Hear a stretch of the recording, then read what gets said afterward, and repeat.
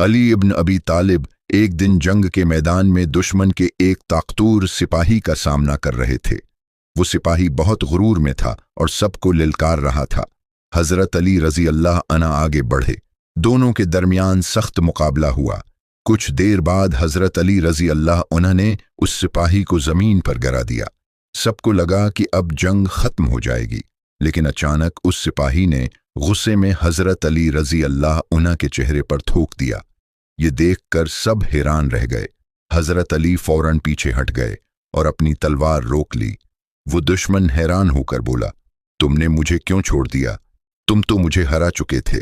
हजरत अली ने सुकून से जवाब दिया, मैं अल्लाह की रिजा के लिए लड़ रहा था, लेकिन जब तुमने मेरे चेहरे पर थूका तो मुझे गुस्सा आ गया।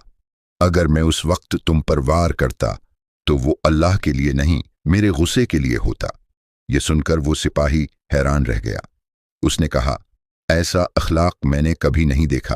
कहते हैं कि हजरत अली के उस किरदार से वो शख्स बहुत मुतासिर हुआ और इस्लाम की सच्चाई को समझने लगा। सब गुस्से में फैसला नहीं करना चाहिए। इस्लाम हमें सब्र, रहम दिली और इखलास सिखाता है।